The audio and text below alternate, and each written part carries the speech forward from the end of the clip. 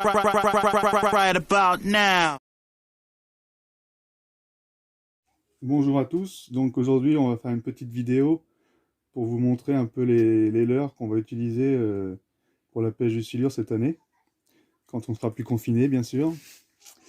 Donc on a une gamme de leurres souples, on a des leurres durs à essayer aussi, des cuillères ondulantes que les silures apprécient énormément. Donc ils sont déjà plus ou moins tous préarmés. Après on verra pour changer les grammages et les tailles d'hameçon. On peut mettre des choses comme ça. Euh, Pareil, on va y rajouter des triples en dessous, certainement, du 2-0, pour que ça fait quand même des bonnes bouchées, hein. C'est des leurres qui sont assez gros, assez lourds. Celui-ci, c'est pareil. Pour l'instant, il est armé avec un petit trip. On va peut-être changer le trip par un plus gros. Ce sera plus sympa. Parce que bon, pour le brochet, on pêche aussi le brochet avec. C'est limite des fois. Donc voilà, ça, les virgules comme ça, coloris jaune ou coloris blanc et noir, c'est des choses qui marchent très bien. Après, on a toute la gamme de chez Spro, les Iris Popeye, différentes tailles. Pareil, qu'on va peut-être changer l'armement. Bon, les fameux Dunkel, tout le monde connaît. Pareil, qu'on va peut-être réarmer avec des tripes plus ou moins gros. On verra ce que ça donne. Ensuite, on a des leurres souples comme ceci, qui sont pré-plombés à l'intérieur, qui marchent bien aussi. Donc on va voir tout ça. Je vais vous faire voir le montage d'un triple, tout simplement, qu'on va raccrocher avec un fluorocarbone, avec des sleeves sur la tête plombée, afin de pouvoir le positionner par ici, et que pendant le combat, l'hameçon se décroche, et qu'on soit libre pour combattre.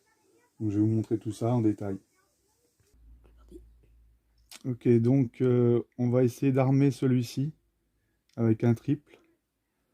Donc le triple, on va essayer de le positionner un peu à l'arrière, par ici. Voilà. Dans un truc comme ça, ça va pas être mal. Donc on va utiliser du fluorocarbone de gros diamètre. Celui-là c'est du 73. Celui-là c'est du 80.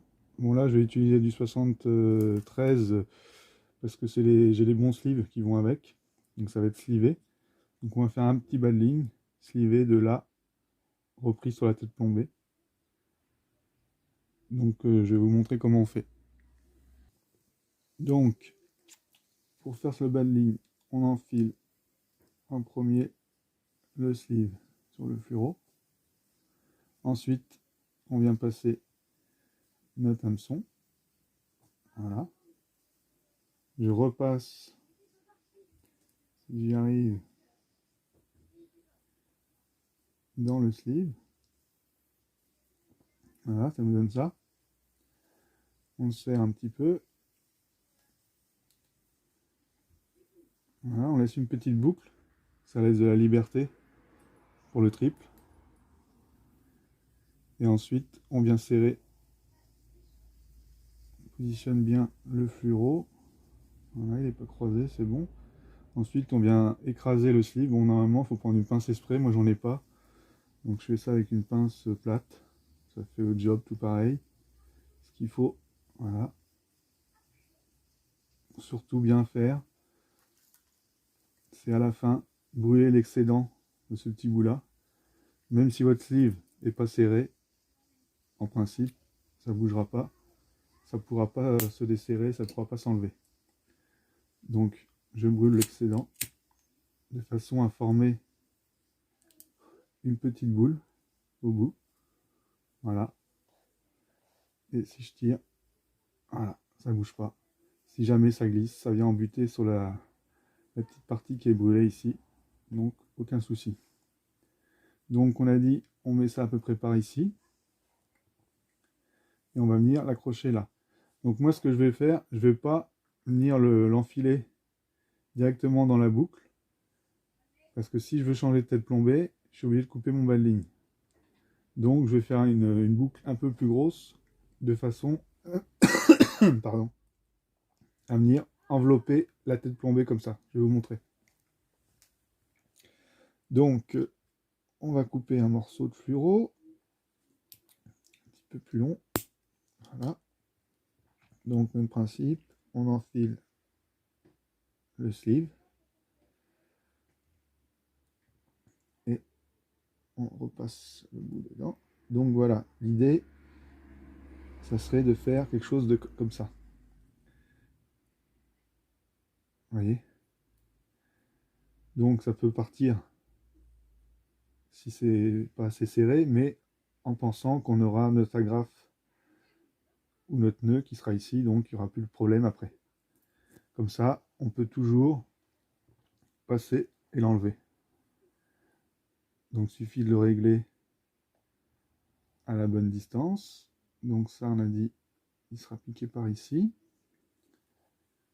Voilà. Donc on va faire une boucle à peu près. Il faut laisser un peu de mou par ici. Voilà.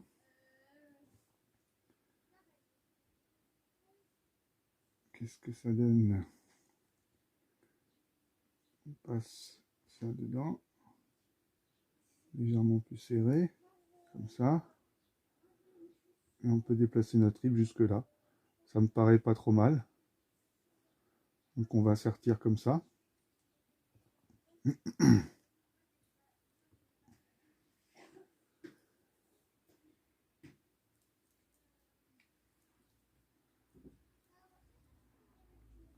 Voilà.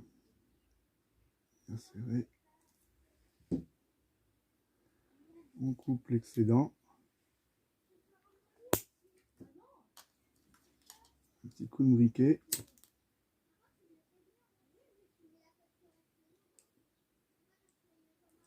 Voilà.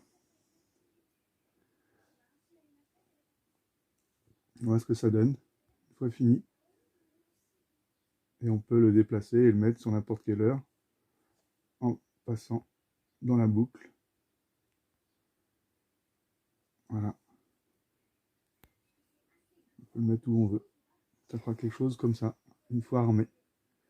Donc là, si le silure arrive, qui vient en gamay, il y a l'armement triple en partie arrière, qui sera certainement fixé en dessous. Quelque chose comme ça. Et on a aussi le gros simple de la tête plombée qui est sur le dessus. Donc devant, là, c'est une tête plombée ballon, là, qui a tendance à nager comme ça. Donc avec déjà ces leurres-là, c'est déjà des leurres qui nagent comme ça. Vous voyez la souplesse. Donc même avec le gros trip à l'arrière, ça perd pas du tout de sa souplesse. Donc super attractif, quoi. Voilà pour ce premier montage. Donc c'est déjà... on cherche quand même du beau poisson déjà avec ce genre de leurre. Hein. C'est déjà conséquent. Hein. Si je vous mets un petit coup de mètre pour vous donner une idée. Voilà. C'est un leurre qui fait à peu près 24 cm. Donc vous voyez, comparé à ma main, c'est déjà une bonne bouchée. Hein. Donc le trip c'est un 2-0. La tête plombée, je me souviens plus, mais c'est pareil, c'est un gros hameçon. Hein. Donc fort de fer, bien sûr, pour le silure. Aucun souci. Voilà pour le premier montage. Donc on va procéder à la même chose avec ce leurre-là. Ça c'est quelque chose qui brasse beaucoup d'eau. C'est assez lourd. Mais j'avais mis un triple comme ça quand je pêchais le brochet avec. Et avec les brochets c'est limite. Donc je vais l'enlever et je vais changer. On va monter un 2-0 dessus. C'est sûr, ça peut paraître un peu gros, mais quand on voit la taille, la gueule du silure, c'est ça qu'il nous faut. Donc même principe, je vais vous montrer. Je vais d'abord enlever celui-ci, et après on refait le montage. Donc, même principe. Donc j'ai tous les montés. Hein. On a fait... avant c'était armé avec ça. Donc je l'ai enlevé. Ça nous fera un système pour un autre leurre. Et donc on va installer plus gros. Donc j'ai mis cette têtes plombées là. Donc c'est sûr, ça fait pas forcément super joli. Mais le silure, il voit pas grand chose. Donc c'est une 42 grammes. On va aller chercher plus lourd. On a la même monture que je laisserai cette tête plombée là, qui est plus petite, qui est en 15 grammes. On changera juste le trip sur celle-là. Donc, même principe. On va y monter un triple qui sera en dessous comme ça sur l'arrière du leurre. Donc pareil, suite à une attaque, au moins on a des chances de piquer le poisson. Donc voilà, j'ai fait le montage vite fait. Donc ça donnera ça. Je l'ai piqué en dessous. Donc il peut être piqué très bien sur le dessus. Moi, je le plante pas trop pour pas abîmer le leurre, ça sert à rien. C'est pour vous montrer que ça se pique où on veut. Après, si on pêche plus au fond, plus en surface. Et donc lors du combat, le but de ça, c'est que ça puisse se décrocher et que ça soit libre. Comme ça, le poisson ne peut pas prendre appui sur le leurre, vu que c'est des gros leurres, ne peut pas prendre appui sur le leurre pour se décrocher. Donc voilà pour ce modèle-là. Ensuite, un leurre qui marche très bien aussi, de chez Spro, l'Iris Popeye. Donc pareil, lui pour l'instant il est armé avec ce petit trip là. Bon, c'est un peu léger pour le silure, donc on va changer aussi. Sinon, vous voyez, c'est des leurres qui, visuellement, même pour le brochet, c'est super. Donc, pareil, hein, c'est d'une souplesse. Donc on l'a en coloris comme ça, on l'a en coloris comme ça. Modèle plus petit. Pareil, tout ça, c'est des super leurres. Donc la virgule que je vous parlais tout à l'heure, de chez Delalande, un grand classique. Ça, ça prend du poisson, ça en a pris, ça en prendra toujours. Donc ce coloris là, et j'aime bien aussi le coloris blanc et noir. Là j'en ai plus, mais j'en ai racheté parce qu'ils sont super. Ça brasse beaucoup d'eau aussi, ça. Les poissons aiment beaucoup. Ensuite, on a notre fameux Dunkel. Donc ça c'est plus, bon celui-là il a déjà servi. Hein. Il a déjà pris pas mal de brochets. Lui c'est pareil, on va voir pour l'armée avec peut-être plutôt un petit triple. Comme ça des fois sur l'arrière. Parce que sur ce gros modèle là, on l'a en plus petit, mais sur ce gros modèle, des fois on a des tapes, mais sans suite. Ça se pique pas bien. Donc c'est pareil, même principe, celui-là c'est super. L'hameçon se décroche à la touche. Le poisson ne peut pas se servir, prendre appui du leurre pour se décrocher. Donc l'hameçon on peut le mettre soit en bas, soit ici, pareil, sur le dessus. Donc il faut l'enlever d'ici et le mettre là. Ça c'est pareil, hein, c'est les différents coloris. On les a en plusieurs coloris aussi, en plus petits modèles. Ça c'est super. Ensuite on a ça aussi. Pareil, ça brasse beaucoup d'eau. C'est volumineux comme leurre. L'armement pareil, peut-être un poil léger au niveau du triple. Donc à voir pour changer tout ça. Mais voilà, sinon le genre de leurre souple avec lesquels on va attaquer la saison. Ensuite on a aussi des modèles comme celui-ci, avec tête plombée intégrée. Donc ça c'est le Storm qui fait ça. Pareil, hein, c'est grande souplesse. Les hameçons forts de fer, très piquants. Pour le silure, c'est ça qu'il faut surtout. On n'est pas obligé de monter forcément, vous voyez la différence avec celui-là. On n'est pas obligé de pêcher forcément qu'avec des gros leurres, hein, le silure. Un poisson nageur comme ça, ça équivaut à un beau gardon de doigts, hein, comme on dit. Et le silure attaque très facilement des proies de cette taille-là. Hein. Faut pas tout le temps taper que dans du gros leurre. Hein. Malgré qu'un petit silure d'1 mètre peut vous engamer sans problème à l'heure comme ça. Hein. Donc voilà. À voir cette année. Avec tout ça, on rachètera certainement, pour monter sur des genres de têtes plombées comme ça, on rachètera certainement des grosses virgules qui marchent très bien aussi. J'en ai plus là à vous présenter, mais ça marche bien aussi, hein.